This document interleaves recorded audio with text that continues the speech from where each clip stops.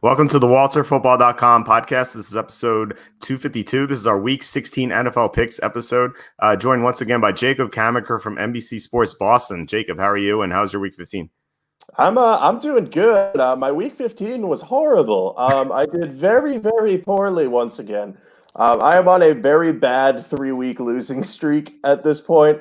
We had some bad luck with the Eagles covering on the last play against the Redskins. That screwed us because that was absolutely Redskins cover most of the game. But otherwise, just not a great week. I think I went 4-11-1. So hoping to bounce back this week. I am one game below 500 for the first time since week 1. So I gotta do better. I gotta get that average back up there. Yeah, same here. It was a second bad week in a row for me. That Redskins pick kind of hurt. Also, I locked in the Lions before I saw the injury report. It's kind of a big mistake because I saw a report that said Jameis Winston had trouble gripping the ball. And I'm like, I better get this in now before the line drops. And then Winston, his outlook looked better during the rest of the week. And then I saw the injury report, and Detroit was missing 10 starters. So that was an issue. And then the Chargers fumbled 5 times, I believe. They had 7 turnovers. And then the Raiders had 10 trips into Jacksonville territory and had 16 points. I don't understand how that happened at all. And they scored 16 pretty quickly, and they were stuck at 16. And then the Sunday night game was kind of sucked. I'm so surprised that the Steelers didn't win. I thought the Steelers that was my most confident pick, and it just didn't pan out. But let me ask you this: how do you feel about the slate? Because I think there are some good opportunities, but there are all the games I love. There are some question marks attached to them with injuries. But if the injury reports look great, then I'm going to be very excited. So how do you feel about the slate before we begin? Yeah, I kind of feel the same way that you did. I was there were a few games that really popped to me that I were like, oh, wow, these could be really big plays, or I could really get on board with some of these. But there are also a lot of games on this slate that I just don't like or have no interest in betting. I guess that happens when the 4 worst teams in the league play each other in a given week. It's kind of, you don't want to bet those ones. But I think there are a few matchups we can really exploit and take advantage of, but this is not one of my favorite slates, but I think there's value out there. Yeah, for sure. So let's begin with the Saturday slate. I call this the NFL's divorce package because they make guys watch 3 football games on Saturday. So the first one is Texans at Buccaneers. The sign open up pick'em. It's now up to 3. There's a ton of public money on the Texans, more than 80%. So are you with the public here? I'm not. I'm on the Buccaneers here, and I get that there are some major concerns with the Buccaneers that have, moved in. The line has moved because of injuries. That's what I'm trying to say here. Because Mike Evans is probably out, Chris Godwin's probably out for the rest of the season. So they're down a few weapons there. But the fact of the matter is, Jameis Winston has played much better than he usually does in recent weeks. He's been kind of hot. He found Brashad Perryman for 3 touchdowns last week. I wouldn't consistently bet on Perryman to have that type of production, but they're obviously finding ways to move the ball. I think the Texans might be a little distracted in this game. I know, technically speaking, if they win this game, they clinch a playoff spot. But they're coming off a big win against the Titans that gave them the upper hand in the AFC South, but they're also playing the Titans next week. So that could end up being the big game that they're looking forward to, knowing that if they win that game, they definitely win the AFC South as well. Again, I know you could say the same thing about this one if they win, but I just think that this is going to be a shootout. I think that Deshaun Watson's going to find a way to throw on Tampa's secondary because that's a weakness, but Houston's secondary also isn't very good. So I think Jameis, despite lacking some of his weapons, is going to be able to move the ball, keep it close. The Texans might win this one, but I think the Bucs keep it really close, if not win this one outright. So I'll be on the Bucs for at least a couple of units here. I think I have them at a 3 to 4 right now. Yeah, we agree. I have them for 4 units as well. I like the Buccaneers quite a bit. This line movement doesn't seem justified to me. I know that it's a big deal that the Buccaneers are missing their top 2 receivers in a vacuum, but it seems like against Houston secondary, they should be able to throw the ball. If they were playing a better secondary, I'd be like, all right, it's gonna be tough for them. But Jameis Winston has played very well this year, and he moved the ball well with Brashad Perriman and Scotty Miller, and he still has O.J. Howard too. So I think the Buccaneers should be able to move the ball on the Texans. And you're right, like the Texans could be looking ahead to next week, and they could still clinch the division if they lose this game, because if the Titans lose Sunday, then the Texans just win. So if I'm on the Texans, I see that the Saints just look unstoppable, and then I'm like, all right, the Saints should be able to beat up on the Titans, right? Like this is not a big deal. So I think the Buccaneers, they should be able to win this game. I just think that the line's too high. And by the way, we referenced DVOA a few weeks ago with the Panthers, and we were kind of surprised by how low the Panthers were. So let me ask you this: so where do you think these teams are, in comparison to each other on DVOA? Like how many spots apart, and who's higher? I would think the Texans would be like 4 or 5 spots higher than the Buccaneers, maybe. All right, so. Yeah, I think that's like a reasonable thing to guess. Like that's what I would have suspected as well. Like maybe like 3 or 2, or like maybe like even closer. So the Buccaneers are 11th in DVOA, which is a little surprising. They played a lot better lately. Their secondary has improved. The Texans are 21st. So DVOA has this line at Buccaneers -5. So, considering that this is an 8-point swing from where the spread is, like this just seems like great value for the Buccaneers. So I'm going to be on Tampa. I like them. And I think the Texans kind of show up a little flat here. Yeah, I agree. And we've seen them in recent weeks, very recent weeks, coming off a big win and just being completely flat the next week, from the Patriots game to the Broncos game. I don't think it'll be that bad again, but I mean, if we're getting 3 on the home team, I'll take that any day of the week. Yeah, for sure. Martin asks, has Winston done enough recently to get a new contract or franchise tag? Like, I think he's definitely getting franchise tag. I'd be shocked. Or even a new contract wouldn't surprise me, but he's at least getting franchise tag. Like, he's definitely coming back next year. Yeah, I don't think they really have a reason to move on from him, given the hot streak he has. I think the thing that makes most sense is to franchise tag him, because then they're only on the hook for the 1 year. And if he does regress or doesn't do something about his occasional turnover problems, then they can kind of think about getting a new quarterback in there. But they have a pretty strong-looking offense, so I don't think that Bruce Arians would want to replace the quarterback at this point. Probably better served to build up the secondary in the offseason a little bit. Yeah, they played well recently. Like they dismantled the Lions. They beat the Colts. I know they crossed the Jaguars. They beat Atlanta 4 games in a row. They've won. And even before that, they beat Arizona. And they lost to the Saints. So they won 5 out of 6 and 4 in a row. So it's looking good for next year. Like they're definitely building something for 2020. So we'll see. Our next game, Bills at the Patriots. Line open up. Patriots -6.5. It's still around 6.5. Some 6s out there too. Looks like a slight lean from the public on the Bills. So who do you like in this game? I am with the public on this one. I like the Bills, and I have a pretty specific reason for this. It just has to do with how these two teams have played this season. Josh Allen has struggled against top 10 defenses in terms of total yardage. So the Patriots, the Ravens, and the Steelers all qualify as that. The Bills, I think the Jets actually technically do too, which is weird, but that's a topic for another time. But he's averaging 17.4 points per game against top defenses. So he may have trouble against the Patriots, but the Patriots offense isn't exactly doing well right now at all. And it was masked a little bit by that score in the Bengals game, but a lot of that came from defense turning turnovers into opportunities for the offense and the pick 6 by Gilmore. So I'm not confident that the Patriots offense is going to do well in this game. Julian Edelman is banged up. He's got the shoulder injury, but he also has some sort of knee injury, ligament thing that's bothering him. So that's a major red flag, because he was already going to have trouble with Tre'Davious White.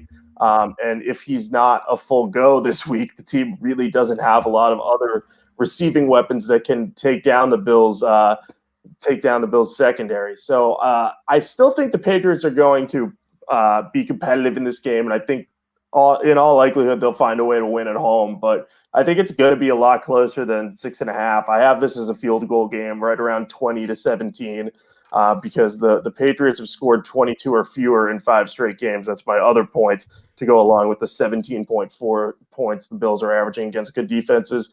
So I'm on the Bills here. I'm not going to bet this one, though, because I don't bet against the Patriots at home. It's just too scary.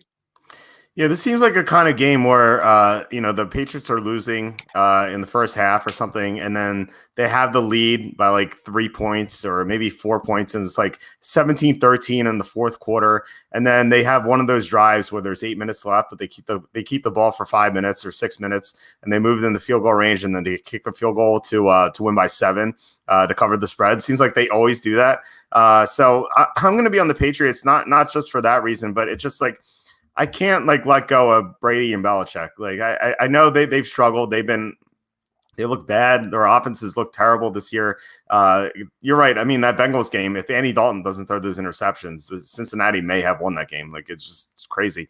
So it's so hard to back them. But I think that's exactly why I'm going to pick them this week, is because, how many times have the media pronounced the Patriots dead? Like last year at this time, they're coming off losses against the Steelers and the Dolphins on the road. And everyone thought they're going to be dead. Everyone thought they're going to be done. And then they go on to win the Super Bowl. Like, I feel like they could still figure something out.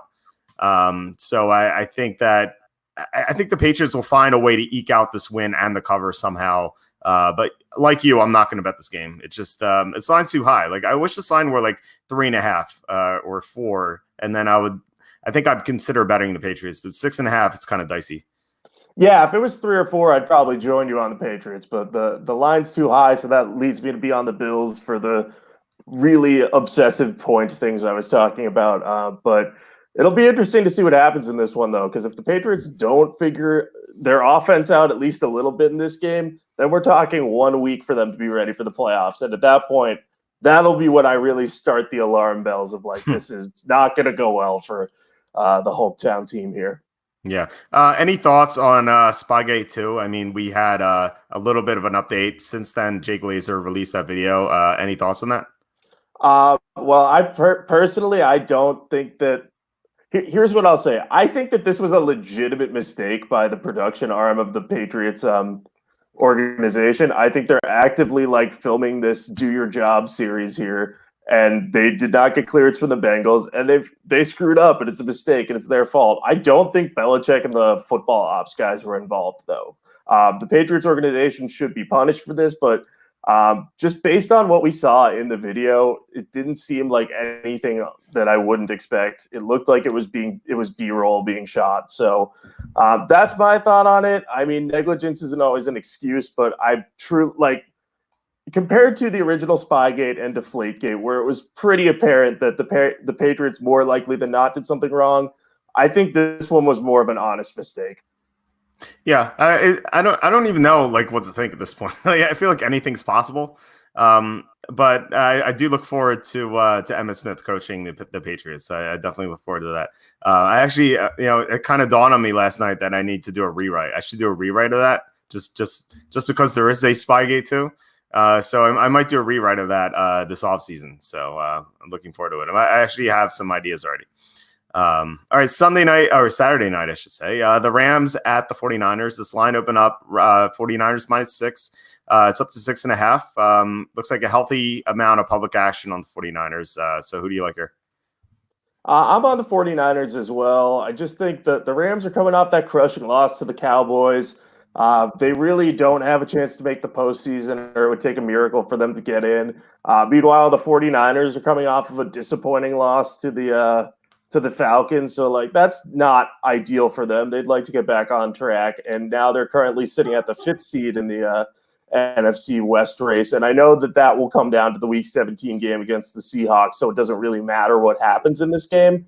But I feel like Kyle Shanahan's going to want to get his guys on the right track again, say hey, we got this divisional opponent coming in.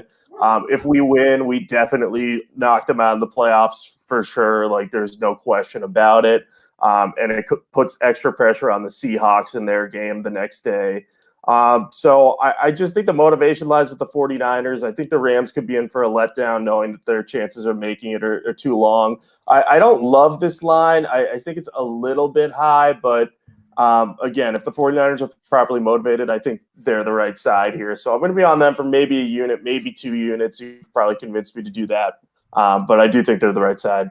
Yeah, so this is one of those games where I was talking about how I would like one side if I knew about the injury report because, in addition to the 49ers being flat last week, they're also missing 5 defensive starters, 2 in the secondary and, some other guys, D Ford as well. So if some of their guys come back from injury this week, I'm definitely going to be on the 49ers. I think a major selling point for me is Jared Goff's hand injury. It was a close game between the Rams and the Cowboys in the second quarter last week. And then Goff on his follow through just kind of banged his thumb on a teammate's helmet. And he was just awful afterward. And considering that he has one fewer day to recover, I feel like there's a good chance that he won't be 100%. And not being 100% against this 49ers defense with that offensive line in front of him just spells trouble for me. Like I think the Rams could get blown out of the water here, especially if the 49ers are a lot healthier. So I'm going to be looking at the injury report. Like right now, I would say if the 49ers are missing like 4 defensive starters, I would say this is kind of like this is going to be a 2-unit pick. But if most of their guys come back from injury, I'll probably be on the 49ers for 3 or 4 units. Yeah, that's definitely fair. Their injury report is something I overlooked last week when I picked them to cover against the Falcons, and then they got beaten by the Falcons and destroyed my theory of Kyle Shanahan wanting to crush Dan Quinn in hopes of hiring him if Robert Saleh leaves. But that's just my own crackpot theory that I wanted to come true. But yeah, no, I think the 49ers are the right side here, just from motivation standpoint alone. So I'll be joining you with the 1 to 2 units, at least on this game. I may not be as high on you, even with Goff's injury, though. That is a good point because he looked horrible after he hit his hand on that helmet. Yeah, it just that completely changed the game. In addition to the officials giving the Cowboys possession in the second half, I was really looking forward to that because it's actually something I wrote in my book. Like not only can you kick off both times in a half, actually there's a rule that says if you score a touchdown, you don't have to get the ball. You can kick off again. Like it's your choice. So I was hoping Jason Garrett would continue to screw up, and like maybe like after the Rams scoring a touchdown, he would give them the ball again. But that would be like epically bad. All right, let's go to Sunday. Jaguars at the Falcons. This line opened up 7. Falcons -7. It's up to 7.5. Looks like this is sharp money on the Falcons moving this line. So who do you like in this game? I'm on the Jaguars here. I wrote that I'm on this with very, very little confidence and I won't be betting this game. But the Jaguars have looked like they've quit in recent weeks, but they just won in Oakland. They spoiled the last game in Oakland for the Raiders in epic fashion. That was very sad to watch. And I think the Falcons, coming off a big road win against the 49ers, may be a little complacent in this game. So I think they may kind of overlook the Jaguars, be like, hey, we won what was kind of our Super Bowl. We beat the 49ers.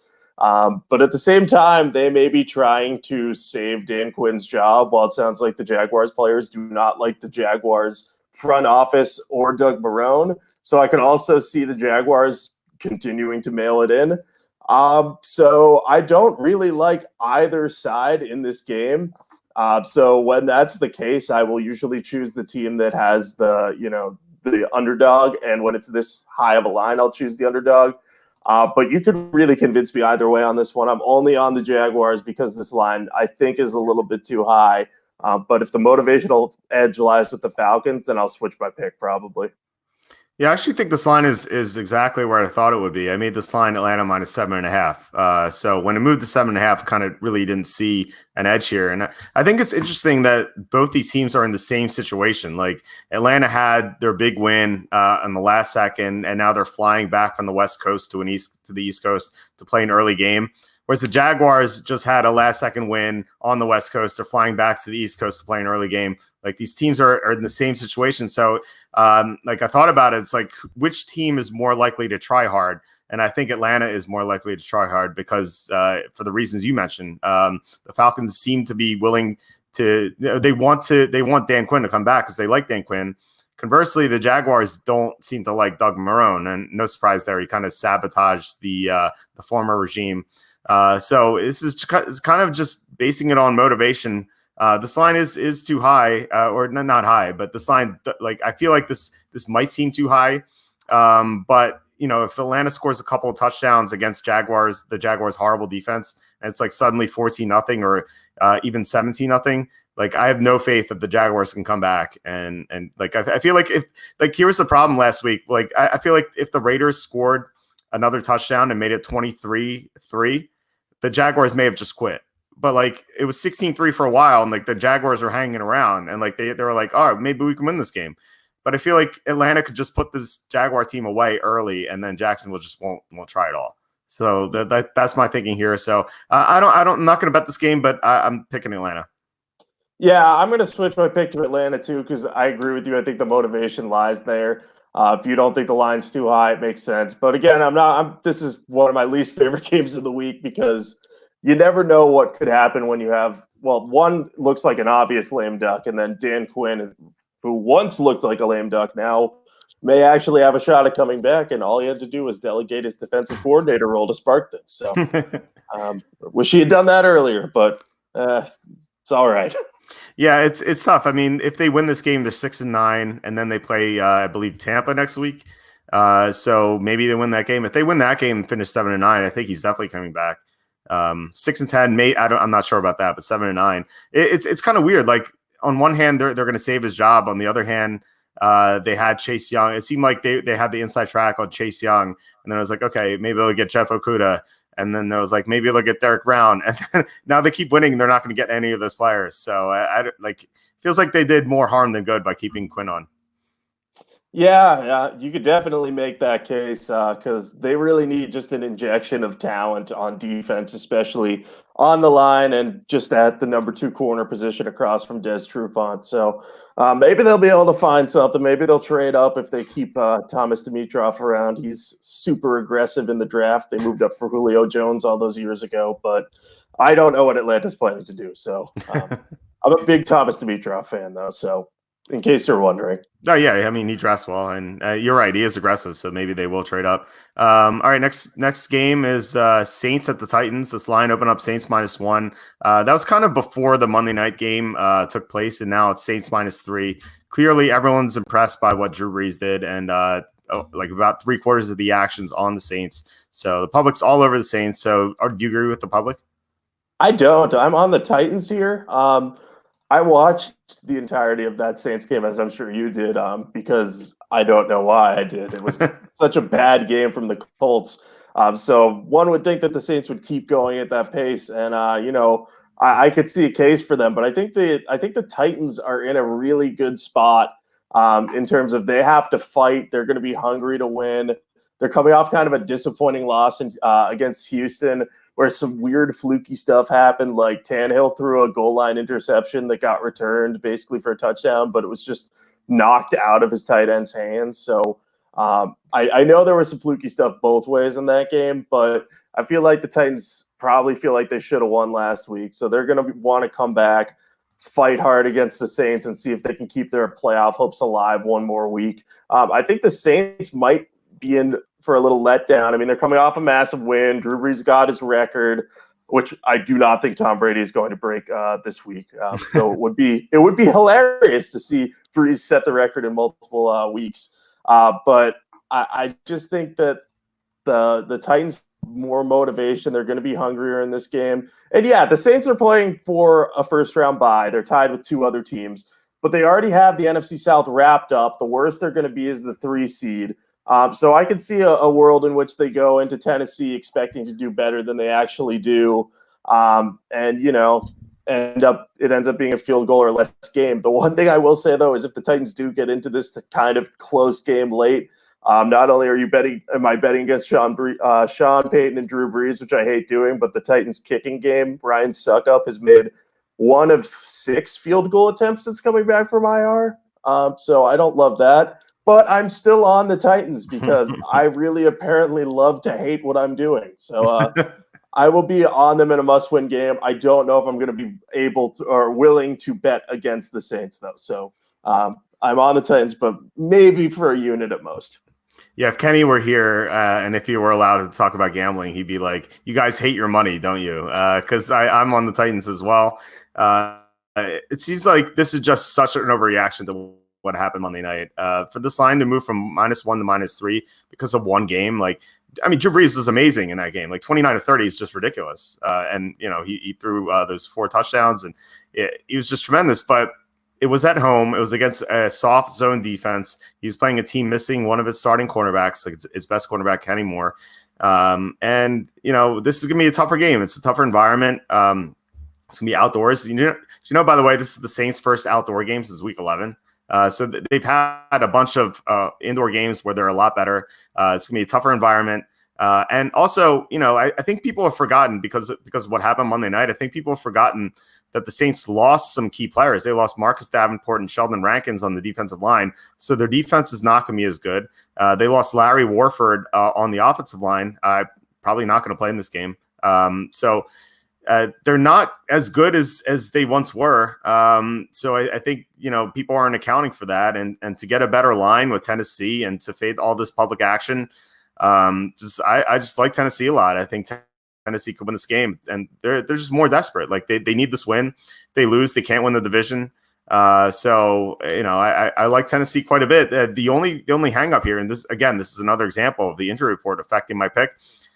Adoree Jackson needs to play. The Tennessee secondary is not the same without Jackson because they're already down Malcolm Butler. So if they don't have Jackson, they're down 2 of their top 3 corners. So they definitely need Jackson. So if Jackson plays, I'm going to be on the Titans for 4 units. If Jackson's out, it's probably going to be like a 1 or 2 unit pick. Okay, I'm joining you on 1 or 2 units, which is what I initially wrote in my notes, but then got scared while I was making my argument. So I'm glad to hear you think the Titans are the right side. Just an interesting note about Drew Brees' game yesterday.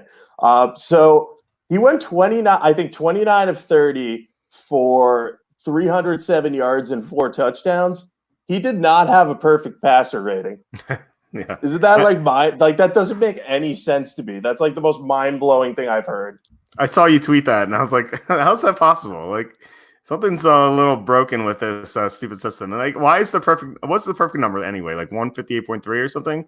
It's like 158.3 in the pros, and it's something like 1,268.14 in college. So like obviously the stat has a lot of weird quirks and problems for it, because I was looking over some recent perfect passer ratings, and like obviously that's why you don't always trust stats. You got to look at what you got. But I was just like, this has to be perfect passer rating, and it wasn't. So that was fun. Yeah, no, that's ridiculous. And if you want to make a stat, like make it out of 100 or 200. Like life 158.3 is stupid. We have a comment here: Chargers beating the Vikings last week. Come on, man. Well, you know, I don't expect the Chargers to fumble 5 times and have a punt blocked or a field goal blocked. Yeah, that was just that was ridiculous. Like it was a close game. It was like 10-9 in the second quarter, and then it was like 12-10, and looked like it was going to be just a nail biter. And then they just fumbled like every possession. It's ridiculous. Nothing you can do about that. But next game is Giants at the Redskins. This line opened up. Redskins -2. It's up to 2.5. Equal action. Nothing exciting here. So who do you like in this game? I like the Giants. I'm fading the Redskins because they're favored here. Everyone is on their hype train. They've been playing well in recent weeks, and I do have to give them a lot of credit. They've really turned things around after a terrible start to the season. But the reason that I'm on the Giants here is that the Redskins are really volatile. Dwayne Haskins just had the best performance of his career so far last week, but he's shown a tendency to be up and down, which you'd expect from a rookie.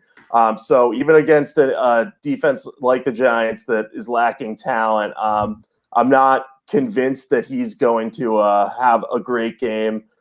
He's also lost Brandon Sheriff for the year. Sheriff was out for the game against the Eagles, but still his offensive line's a little bit banged up. The Redskins are possibly going to be missing their top 3 corners in this game. Quinton Dunbar is still dealing with a hamstring. Fabian Moreau got banged up last week. I think he might be okay, but then Jimmy Moreland is on IR. So they had to sign a couple of veterans, Kayvon Webster and Cody Sensabaugh, to fill some spots back there. So I feel like if Eli Manning is going to continue to start, he should hypothetically, another big thing with Eli, it's hypothetical. He could have a terrible game, but he should be able to get the ball to his receivers and, make this Redskins defense struggle to cover Slayton and Tate and Shepard if he's healthy. So I'm going to be on the Giants here a little bit. I'm probably going to go only a unit on this one because it's a couple of bad teams, but I don't see a reason to pick the Redskins Redskins as favorites here just because they're such a volatile team right now. No, that's definitely fair. I had the Redskins now for no unit pick. It's kind of like I feel like the most likely result of this game, if there aren't any drastic injuries, is Redskins by 3, and this is line's 2.5. So I think I'm taking the Redskins, or at least I thought I was taking the Redskins. If this line were 3, Redskins -3, I would probably be on the Giants. That's how close this is for me. But with the injury report, it's going to be big. Like you just said that the Redskins might be without their top 3 corners. If they're missing Quentin Dunbar, are probably going to switch to the Giants. Or as you said, Brandon Scherff is going to be out. Ryan Kerrigan, I don't think he played last week either. So we don't know his status as well. He's actually on IR. Okay. So he's on IR. So yeah. So Dunbar is the only guy we're waiting on. So yeah, if he's out, going to be on the Giants. If he's in, probably the Redskins. But I'm not going to bet this game. I should note, by the way, happy birthday to Uncle John, Marky's Uncle John. He's a big fan of ours. That's awesome. Happy birthday. Hope you have a great day. Happy birthday, man. That's awesome. Will Bruce Allen go? A question from your dad. Yeah. So the answer to this is nobody knows. The Washington fans really want Bruce Allen to go because they believe he sows seeds of dysfunction in that front office, and there's been some shady stuff that he's done. I know that their talent evaluation and free agent acquisition has been pretty good, but a lot of people credit Doug Williams, Kyle Smith, and Eric Schaefer for that. So basically, if Bruce Allen were to go, it would probably be the front office be turned over to those 3 guys, with maybe Doug Williams being the figurehead there. But I don't think anyone knows what Dan Snyder is thinking. He's stuck with Bruce Allen for a decade, despite the team being only okay. So I don't really know what they're going to do. I don't know if you have any idea or any thoughts on Bruce Allen. I think Bruce Allen has been kind of unfairly criticized. He's drafted very well over the years. I think they put a good team together last year. They were 6-2 at one point, and then Alex Smith broke his leg, and that was it. If Alex Smith doesn't go down with that injury, I think the Redskins probably make the playoffs. I think they win that division. We're looking at a different kind of perspective here.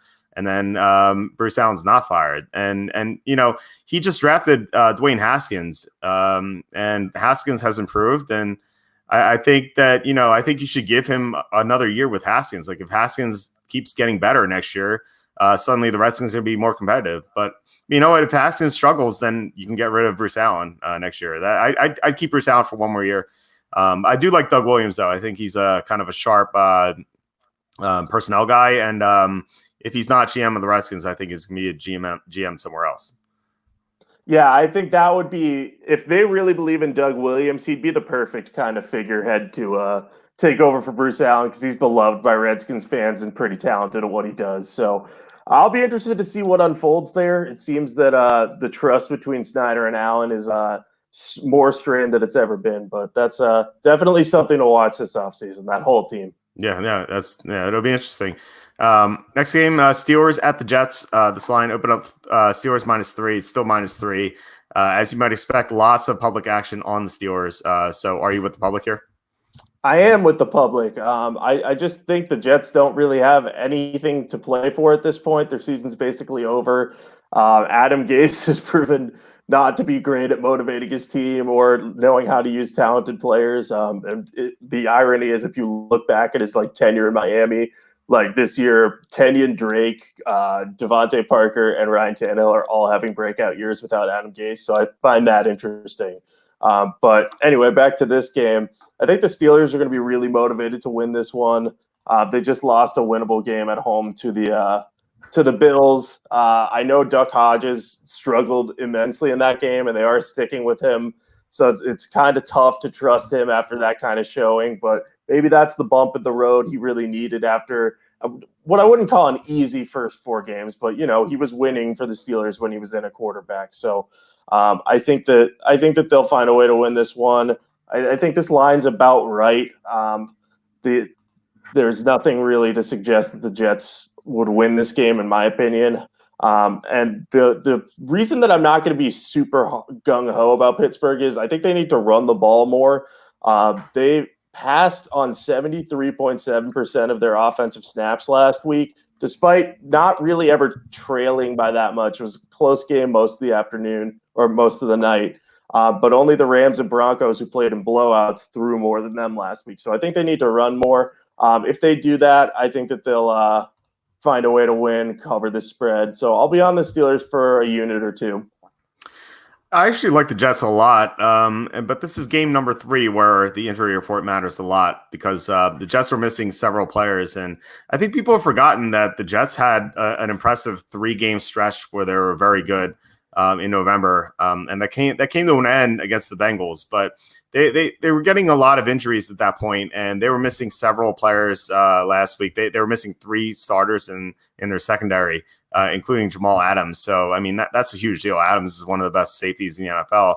So if like Adams is back and one of their corners return, and then like Quentin Williams comes back too, I think suddenly you have a much different Jets team that we've seen in the past couple of weeks.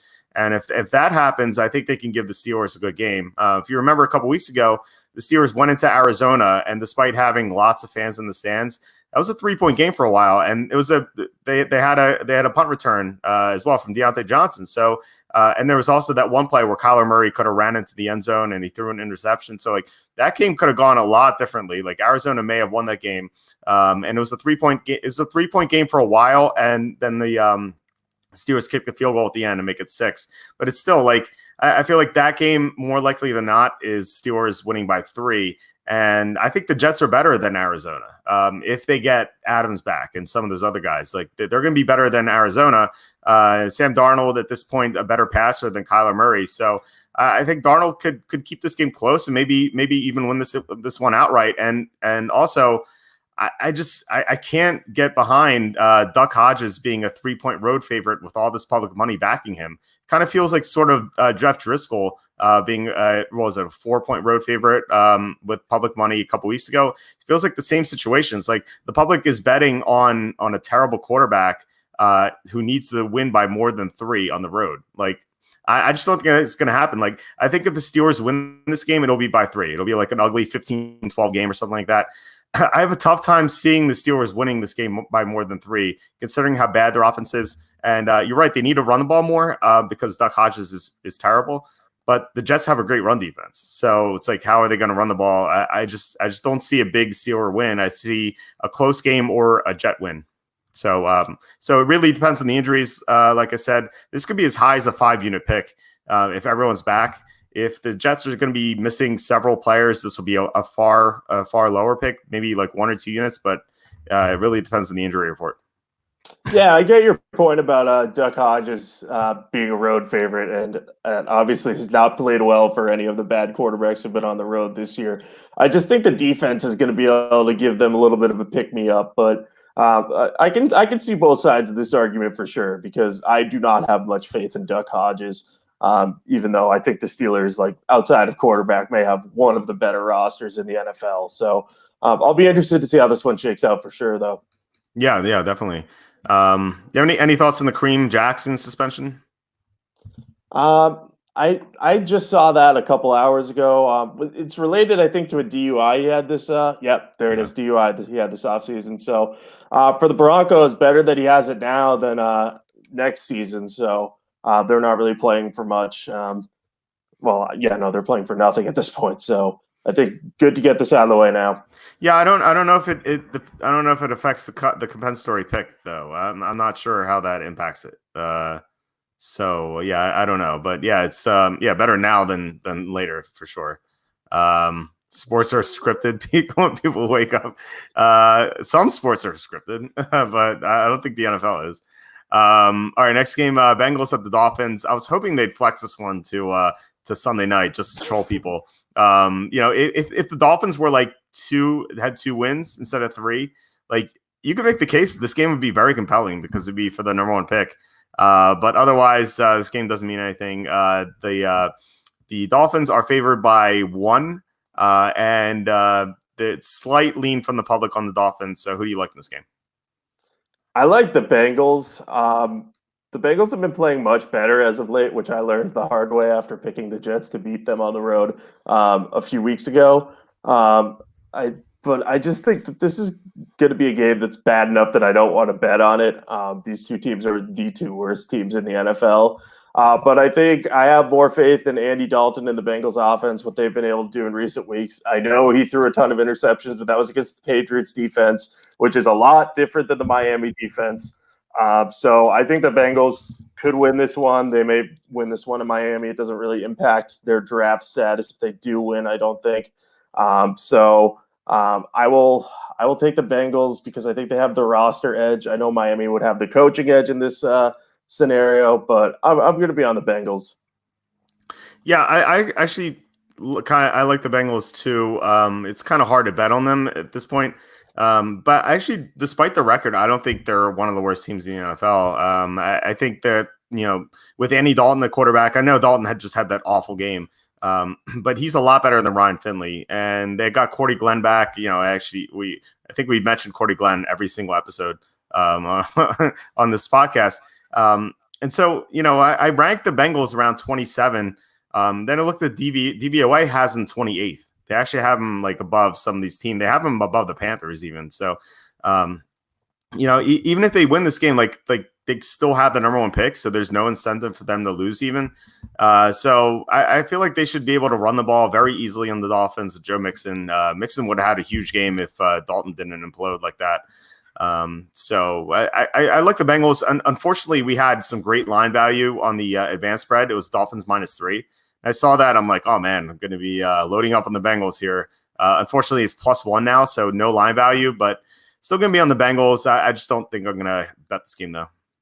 Yeah, I agree with your point that the Bengals are definitely better than what their record says they are. But okay, this theory is hilarious to me. Yeah, it just happened to be that in the schedule, dude. It happens. So, yeah. Anyway.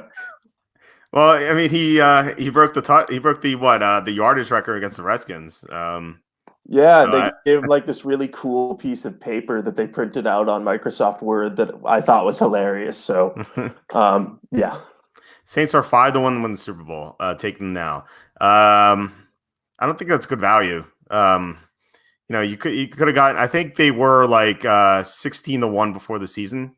Like, so you have to get something like that. I think if you're going to take a Super Bowl winning team, they have to be at least in the teens. Like, if you think they have a great chance to win, or if you pick a sleeper, it'll be like 40-1 or something. Like the 49ers, I have them at 40-1 to win the Super Bowl. I also have the Seahawks at 37-1, I think. So like something in that range. So take a long shot around there, or like a favorite around 15-1. Like, try to find a good time to take them. But a 5-1 just doesn't seem like a value. Yeah, I'd agree, especially in that tough NFC. I think the Saints will have trouble getting past the 49ers. I mean, they had trouble with them the first time they played. So, yeah, I would probably not bet the Saints at that number. Yeah. All right, next game, Panthers at the Colts. This line open up. Colts -6.5. It's still around 6.5, but some 7s have popped up. Will Grier will start for the Panthers. So with that in mind, who do you like in this game? Let's see what I wrote. I'm scrolling right now. Okay. I have the Panthers for this one. Looks like.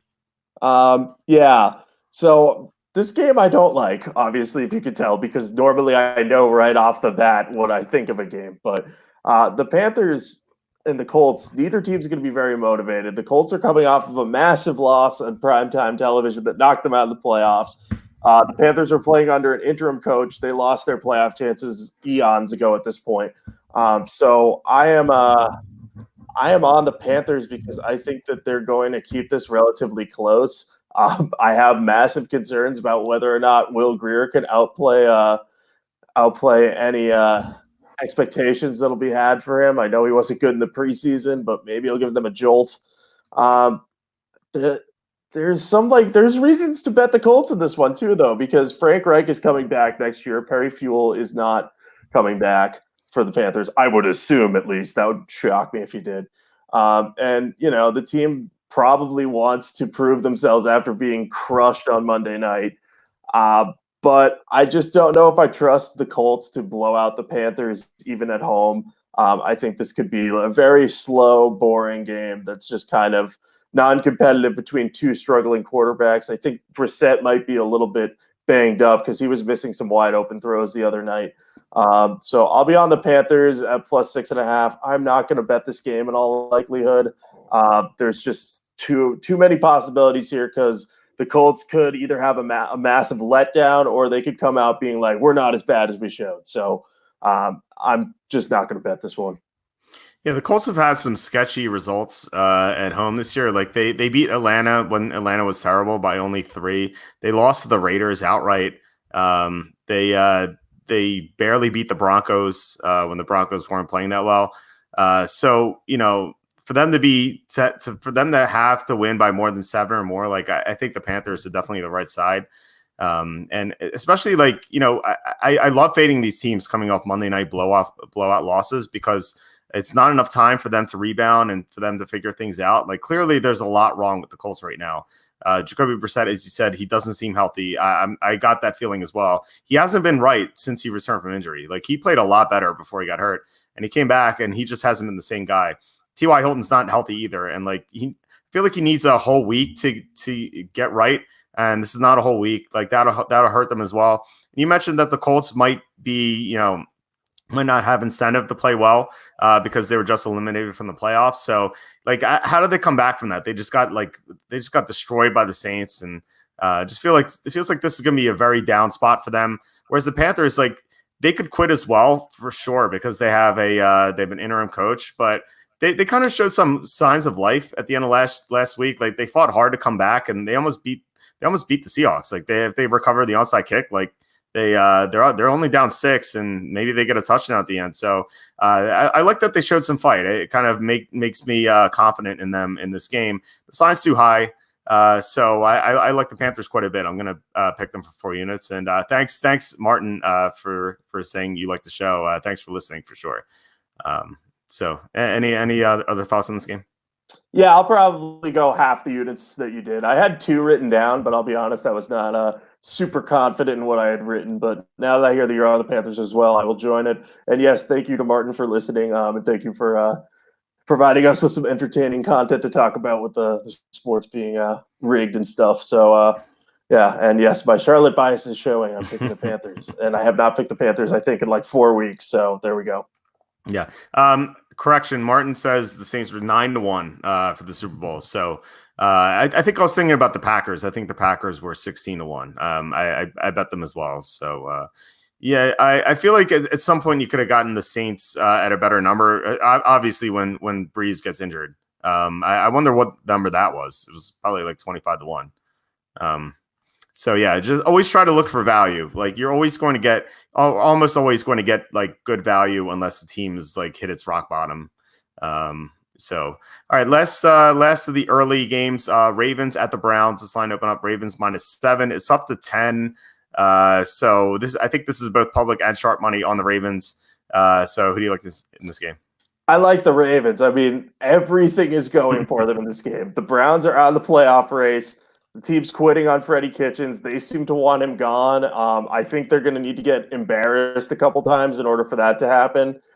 So this could be the opportunity for the Ravens to do that. The Ravens are going to want revenge on the Browns for beating them bad at home. The Ravens are also coming off of a win against the Jets on Thursday nights. They have extra time to prepare for this. The Browns played on the West Coast in Arizona and now have played an East Coast game, even though it's a home game. And above all else, the Ravens, if they win, lock up the 1 seed and can rest Lamar Jackson the final week of the season and not worry about him being hurt if that's the route they want to take, which I assume that they would, or maybe they only play him for a little bit of that game. So there's so much going in the favor of the Ravens here. So I know 10 points is a lot to cover and the spread's moved a little bit, but if it's sharp money and public money, it just means we all have the same thought here. We're all seeing what's going on. So I'm going to be on the Ravens -10 for 2 to 3 units. I'm just going to continue to fade Kitchens. I really think that unless Kitchens somehow rallies the troops here, which I don't see happening, I think the Ravens win this one in a massive blowout.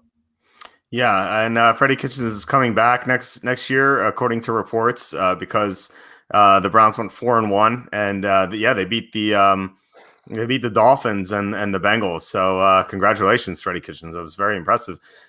So this should be a blowout. Like, there's no reason this game should be close. The Ravens are far better than the Browns, and yeah, they want revenge for sure. The Browns not only beat them, they blew them out. And people are like, I hear like it was like Bill Simmons' podcast or something, and like other people are saying like, oh, well, how'd that happen? Like that's such a fluke. But like if you look back at what happened in that game, the Ravens entered that game with so many injuries. Like, they were down so many players in that game, so they just couldn't compete. They just weren't healthy, and the Browns are healthy at that point. Now it's like the opposite. The Ravens are completely healthy, whereas the Browns are missing Myles Garrett. They could be missing Olivier Vernon again. Odell Beckham's banged up. I don't think Baker Mayfield's completely healthy after he hit his hand on the helmet of Bud Dupree a few weeks ago. So the Browns are banged up. The Ravens want revenge. They're much better, and yeah, they want the number 1 seed so they can rest Jackson, as you said. So yeah, I mean, I'm going to be betting the Ravens. It's a high number on the road for sure, but if the Ravens are up 20-0 or 21-0, like in the second quarter, like, are you going to be scared to be having the -10? Like, no, definitely not. So I'm going to be on the Ravens for like 2 or 3 units probably. Yeah, I think this one's probably the most obvious game of the week for me, just because every single factor is in the favor of the Ravens. And the only thing keeping me from betting more on this is the fact that it's a high number. Yeah, no, for sure. And I think Vegas was quick to move that because they knew they were going to get more sharp money and also public money on the Ravens. It looks like by moving that line 3 points, like Vegas, like please don't bet this game. So, if there's a shady cover, maybe there's Martin's theory is that this game is scripted. And I will say though that no, seriously, like I remember Jim Rome interviewing someone on his show it was like 10 years ago, and it was like a former like mob boss or something like that, and he even said like he's not allowed in New York because he would be killed. But he was saying that like he knew for a fact that there's at least 1 or 2 NFL games per month that are fixed, and like 1 or 2 per week in college that are fixed. So it just kind of like I think that there is some shady stuff, and like for people who are like, oh, that's nonsense. Like, remember Tim Donaghy in the NBA? Like, we have documented evidence that professional sports are fixed at times. And I think when so much money is involved, I think it definitely happens. I don't think I don't think it happens very often, but I think it definitely does. So yeah, that's my take on that. So speaking of gambling, you can go to DraftKings.com, enter in promo code Walter Football. It's one word, Walter Football, for a bonus with your first deposit. How about that segue? By the way, that was very very slick. So let's get to the 4:00 games. There are 2 at 4:05. The Lions at the Broncos. This line to open up. Broncos -6.5. It's still around 6.5. Some 7s popping up. Lots of money on the Broncos, as you might expect. Matthew Stafford ruled out for the year, so it'll be David Blau once again. So who do you like in this game? I like the Broncos. I'm not super wild about this game again because, Drew Lock is just coming out, off his worst game as a pro. I know it was in the snow in Kansas City. So we'll see if he can bounce back. But the Lions are just so banged up right now. They have to start David Blau at quarterback again. And I just don't have faith that they're going to find a way to win this game in Denver. I think it's going to be tough. I think Denver can kind of take away Kenny Golladay if they focus their secondary on him. They got Chris Harris, and they can give safety help on him too, because then you're just looking at Danny Amendola beating you on the other side of things. And I just think everything goes in the Broncos' favor. I don't love the Broncos at this number, just because Drew Lock could have a game where he just completely implodes and plays horribly. I don't think that will happen, but you never know. So I'll be on the Broncos probably for just the unit in this game. They should be able to move the ball, though, I would think. Yeah, I would think so. It really depends. I kind of mentioned earlier that I locked in the Lions against the Buccaneers early last week, and as soon as I saw the injury report, I actually posted on the site. I'm like, "Don't bet this game," because there were so many injuries. The Lions were down 10 starters at the very least. Like, maybe I miscounted. It could be even more, but they were missing 10 starters. So if the Lions get some of those guys back, including like two of their offensive linemen, some of their guys in the secondary or defensive line. Like maybe they'll be able to compete, but if they're missing 9-10 starters again, it'll be difficult for them. On the other side, I would like, for me to bet Denver, I would like to have one of Ronald Leary or Jawan James back. I mean, Drew Lock was he really struggled last week against the Chiefs. He was missing two of his starting offensive linemen, so I can't really blame him for that.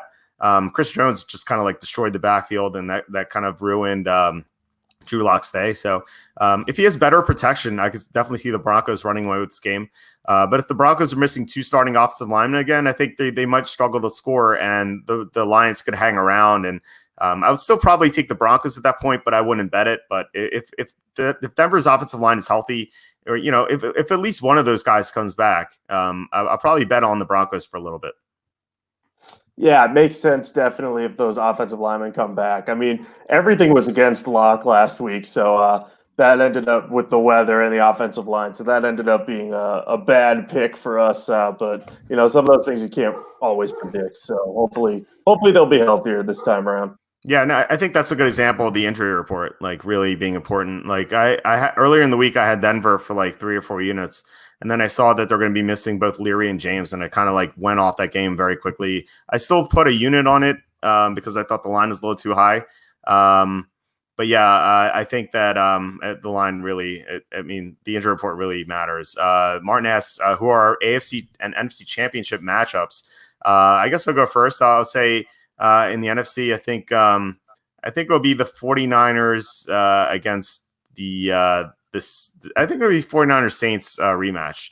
AFC, I think it'll be Ravens Chiefs, and kind of like the Chiefs a little bit to get another win. What do you think? I am going to go Ravens Patriots because I'm boring in the AFC. I just think, it all depends on who's slotted where. But if the Patriots get that first round bye and they just have to win one game against the Texans or the Chiefs, I think they might be able to do it.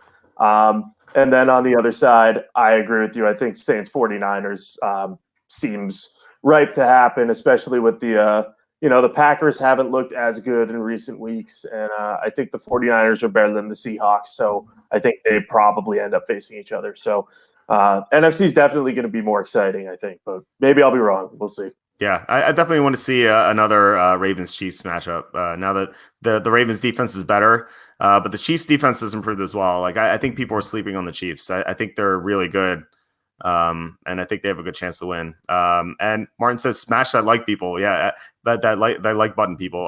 Yeah, definitely. If you're watching YouTube, definitely like the video or subscribe. That'd be awesome. All right, next game. It's the Raiders at the Chargers.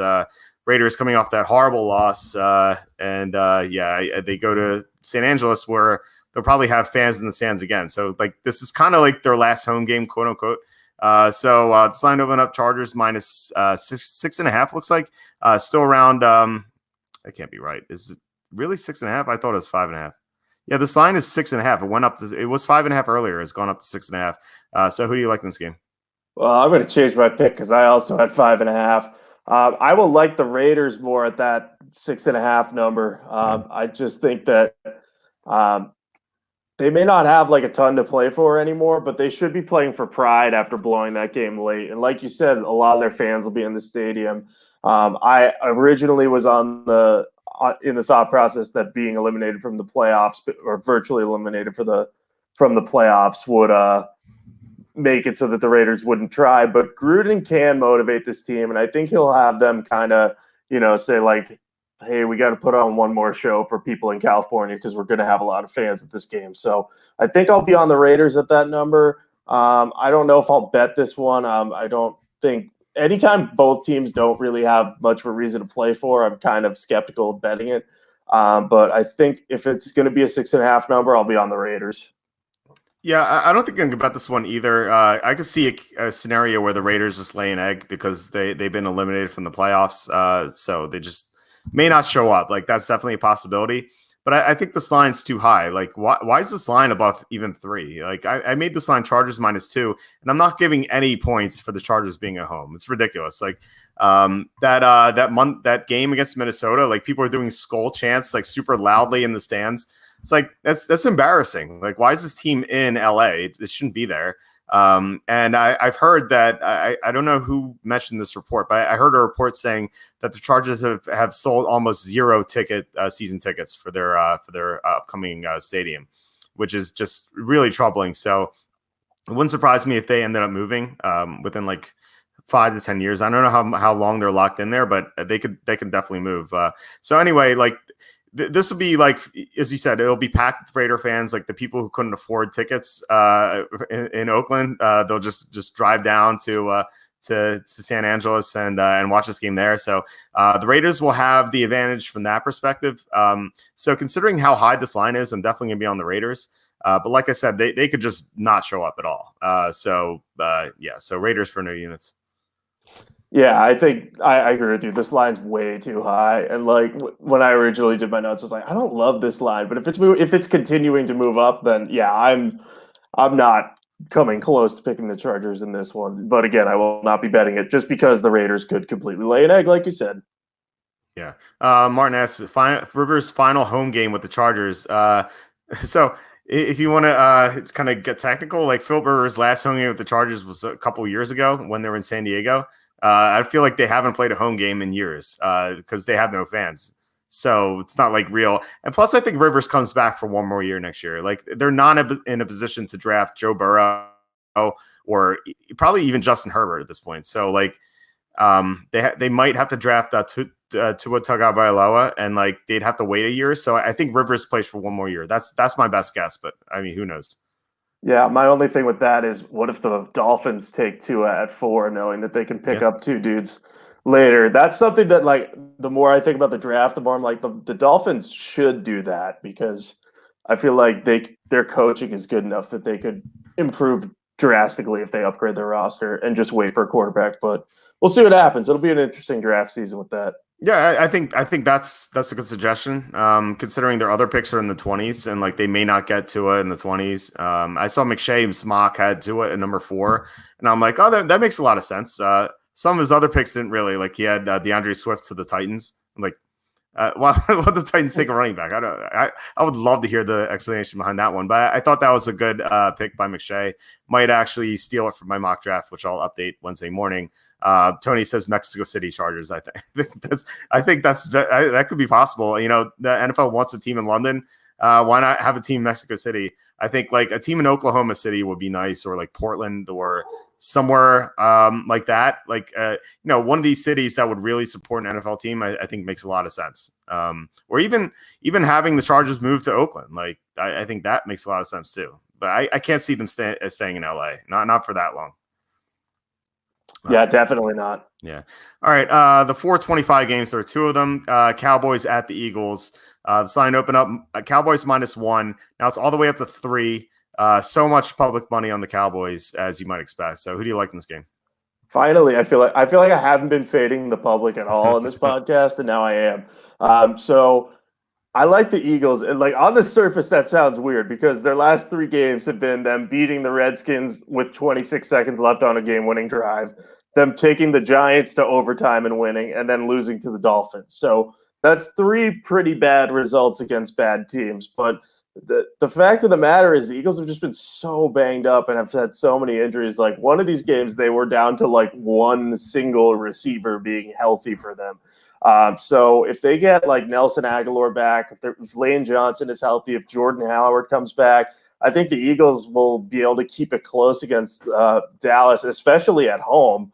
I know that the Eagles are going to be in this game and they'll know how important it is. And I think this is just a big overreaction to Dallas blowing out the Rams. Like you said earlier, Jared Goff's hand injury changed that game. It was a lot closer before that happened. So I don't love the way the Eagles have been playing, but I think I'm going to be on them for 2 or 3 units right now because I think we're getting some line value, and I think they could win this one outright. This game is one of the ones that really depends on the injury report, though. Depending on if Lane Johnson especially comes back and Nelson Aguilar and Jordan Howard, that may cause my pick to change. But right now, I'd be on the Eagles. Yeah, again, this is the fourth game where I referenced earlier where the injury report is big, and I think we're going to have one more coming up after that.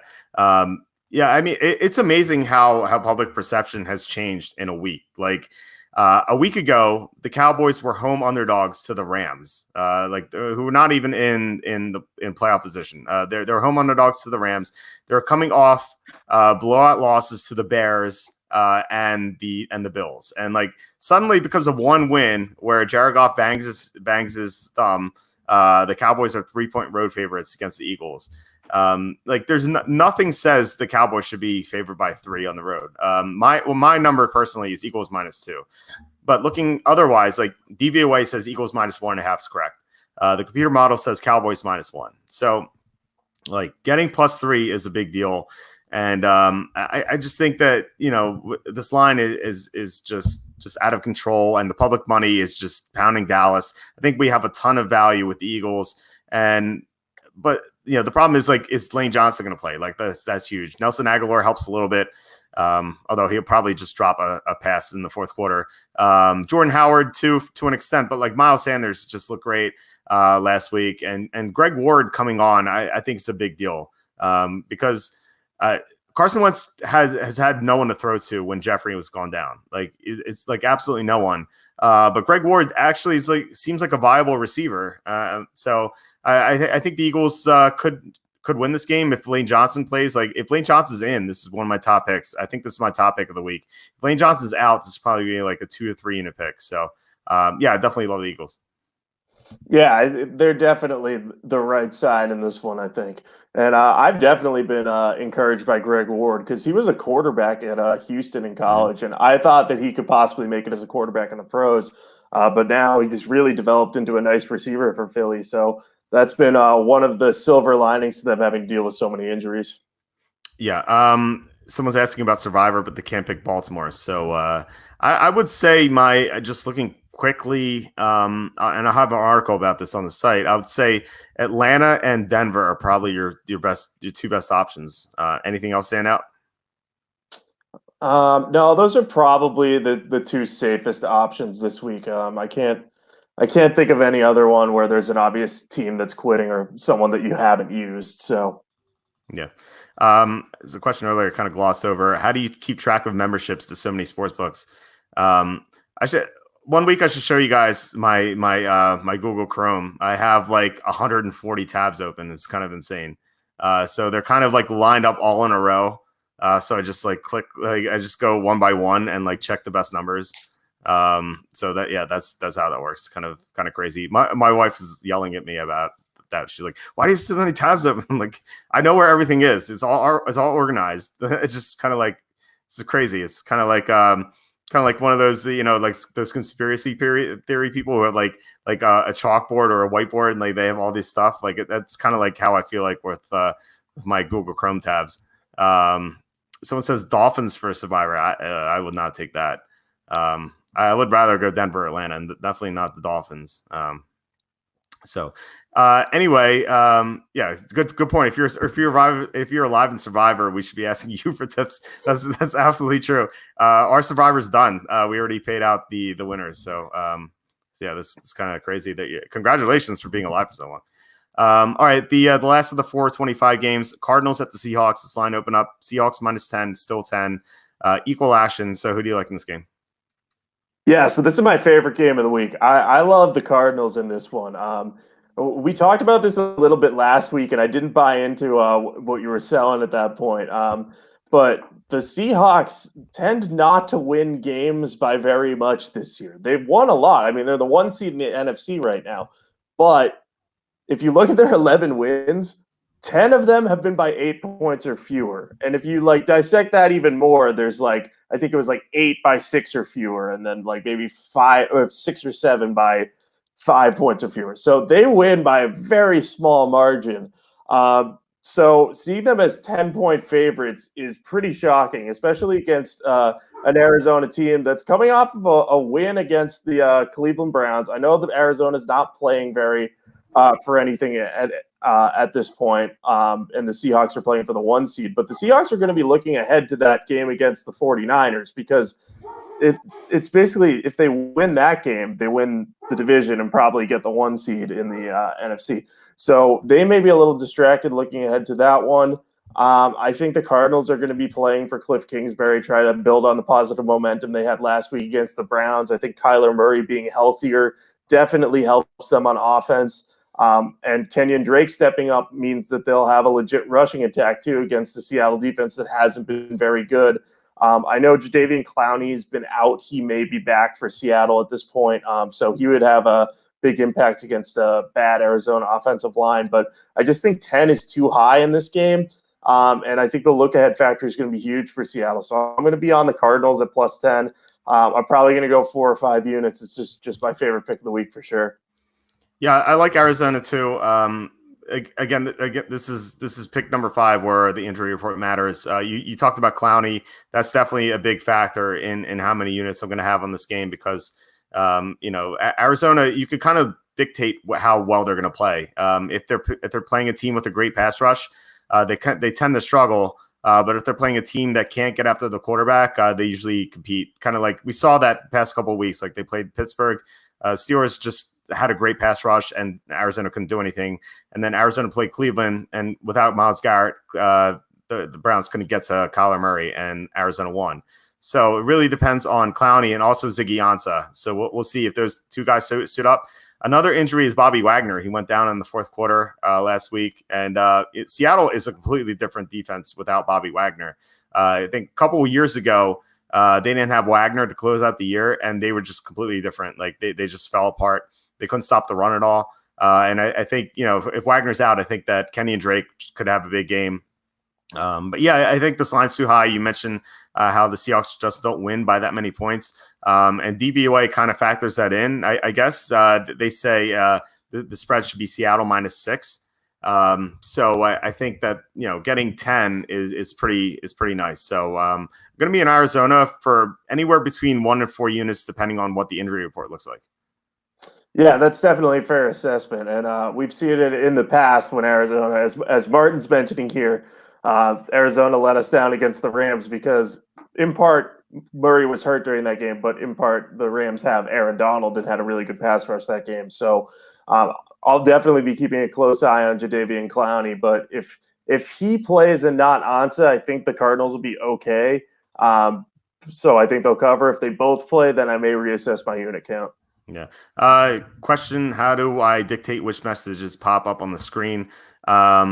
So we use a software called StreamYard, and any message that comes through, whether it's on Facebook, YouTube, or Periscope, it just pops up, and then all I have to do is click like this, and it just pops up. So I normally click everything. The new message, any new message that comes in, just click. So unless I don't see it. All right, Sunday night game, Chiefs at the Bears. I think this one's a little hard to analyze just because we don't know what the Chiefs' motivation is going to be. This line opened up Chiefs -4. It's up to 5, some 5.5s as well. 90% of the money is on the Chiefs. Kind of crazy. So who do you like in this game? I like the Chiefs because the Bears are out of the playoffs at this point, and they only scored 13 points on a Packers defense that's been kind of a little porous this year. The Packers allow more yards than points. We'll get into that a little bit later. But I just don't see why the Chiefs wouldn't be able to beat the Bears by 5 points. The Chiefs are still playing for something. The Bears don't score very much, and the Chiefs defense is playing much better like they did last week against Denver. Limiting them to 3 points. I know that was in the snow, so it's a little bit different. But the Chiefs have won 4 straight games by at least 7 points. That includes a road game against the Patriots, so they shouldn't have a problem going on the road in Chicago. So I like the Chiefs here, but I'm not yet willing to bet on this one because of the absurd amount of public money that's being bet on the Chiefs. I don't want to fall victim to that. But once we know more about their motivation and, some of the other factors in this game, I definitely consider betting it. Yeah, I just don't know. Like I said, I don't know what the motivation is going to be if the Texans lose to Tampa and the Patriots win, it's kind of like the Chiefs are locked into number three basically. So it's like they may even sit some starters if they're winning, and then in the second half I could see Andy Reid just benching guys in the third quarter, and that might allow the Bears to come back. But the Bears were just eliminated from the playoffs, so I don't know. I don't think their motivation is going to be high at all. And plus, this is the first chance that either Mahomes or Deshaun Watson has a chance to get revenge from the Bears not taking them in the 2017 NFL draft. So you got to think Mahomes will be motivated. I just don't know if the Chiefs have a reason to play. So this is something I'm going to update after the Saturday games because the Chiefs may not have a reason to play at all. So we'll see. Yeah, I guess that's it. I mean, like it's hard to analyze right now. Yeah, definitely one of the weirder games on the slate to take a look at, because if both teams have no real motivation, it's hard to make a pick.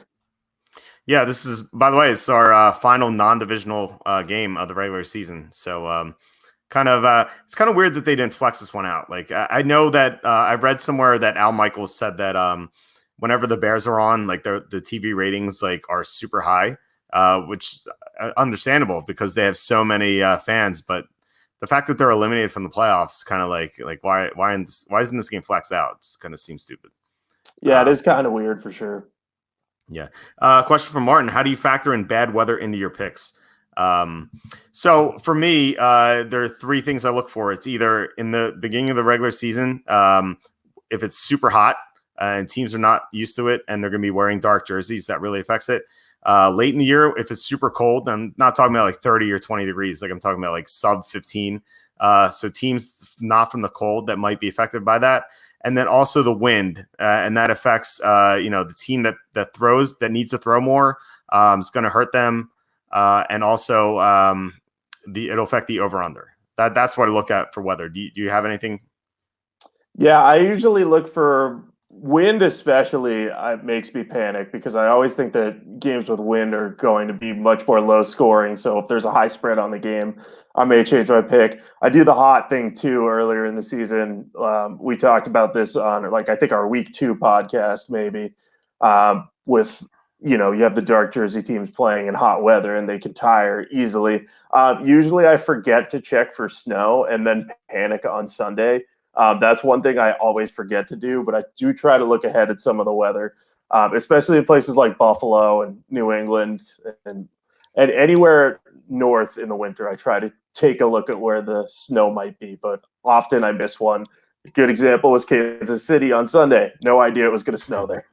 Well, the thing that sucks about the weather thing is that it's so hard to predict the weather. Like I looked at the weather reports every Friday night, and Friday night they didn't predict snow for the Chiefs Broncos game. They just didn't, and like suddenly there was snow.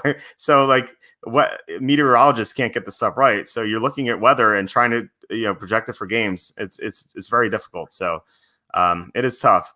Bob blah blah asks he says the Chiefs get the 2 seed if the Pats win. Technically, yeah. But that would require the Patriots losing to the Dolphins in week 17 at home. That's not happening. So I'm just saying, like, technically, the Chiefs are locked in the 3 if the Patriots beat the Bills, if the Patriots beat the Bills. All right. Monday night game, Packers at the Vikings. Vikings favored by 4.5. It's open 4.5. It's still 4.5. Slight lean from the public on the Packers, but nothing significant. So who do you like here? I'm on the Packers. I'm with the slight lean on the public. And, I think this game is going to be a close one. The Vikings are coming off a big win. The Packers are coming off of a win against a divisional opponent that was ended up being pretty close. The Packers maintained a comfortable margin lead for most of the game, but it ended up coming down to some weird lateraling that almost got the Bears a touchdown, which I wanted, but it's okay. We can live with that. But the big thing in this game is, will Kirk Cousins choke? And so far this year, I have to give him credit. He hasn't really – he's maybe had one performance where he really let his team down. But The Vikings have played very well this year. This is an opportunity for them to win and, keep the NFC North competitive. But I think without Dalvin Cook, or with him not being 100%, dealing with the shoulder injury, that will hurt the Vikings, and that's a big injury to watch because the Packers have allowed at least 95 yards in 11 of their 14 games this year on the ground.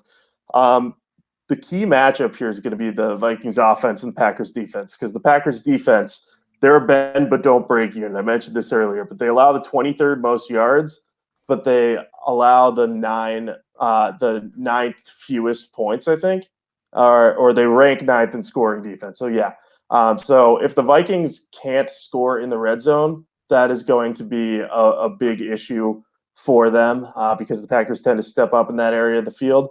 And I think Aaron Rodgers is going to step up and take advantage of the Minnesota secondary, which hasn't been very good this year. I see this being a field goal game. Either side could win. I could see the Packers winning outright. So I will be on the Packers at +4.5. I just think this is a little too high. And until I really see Kirk Cousins play a phenomenal game on Monday night, I'm always going to have that slight tinge of doubt with him. Yeah, I have more than a tinge of doubt. I think this is the beginning of Kirk Cousins' downfall for 2019. And we had a question earlier saying if the Vikings win, do they win the division? No. The Packers would have to lose Week 17 to the Lions. So that's not going to happen. So, this game matters more to the Vikings making the playoffs because I guess if the Rams lose, it doesn't really matter. The Vikings will be in. This game may not mean much to the Vikings in the long run if they kind of assume that the Packers are going to beat the Lions, I should say. So I think this game is it seems too easy. I feel like, and I hate saying that because there's no such thing as a lock. Like if there were locks in football betting, sportsbooks would be out of business. But to me, this just seems too easy. Like Aaron Rodgers is getting more than 4 points, and we have Kirk Cousins on the other side. I have a tough time seeing Kirk Cousins winning his first Monday night game against Aaron Rodgers, especially by more than 4.5 points. I agree with you. I think this will be a close game, but I think the Packers will find a way to win just because they have Rodgers, and the Vikings have Kirk Cousins. And by the way, the Vikings are a few weeks removed from getting blown out at Seattle on Monday night, and before that, they almost lost to Denver at home. They were getting blown out by Denver at home, and not Drew Lock. It was Brandon Allen. So this Viking team is not that good, and with Dalvin Cook not being healthy and Alexander Mattison not being healthy, I do like Mike Boone, but he's not the same type of player. Just feels like the Vikings are favored by too many points. I made this line Vikings -2.5. So I think this is too high. So yeah, I'm on the Packers. This is one of my top picks. Yeah, and I'll probably put a few units on this one, depending on how I do in the other games. Because if it's like any other Monday night game, I may be out of money, as I've been the last couple weeks. But the Packers this seems too easy, like you said, which also leads me to believe it's a trap. But I think the Packers will be able to step up in this one. They know how big of a game this is. Yeah, I think if this were a trap, there'd be more action on the Packers. But right now, it's 61%. It's not too much. So I think that's fine. So yeah, I'm not too concerned. It just seems too easy, but it doesn't seem like the public agrees. So I think it's fine. If the Packers win, they're locked into a bye unless they lose to Detroit. Yeah. So yeah, it seems like as long as the Rams lose to the Niners, this means more to the Packers. Now, if the Rams win, the Vikings would have to win because if they lose out and the Rams win out, the Rams get in. So that's the one factor there. So that's it for this week.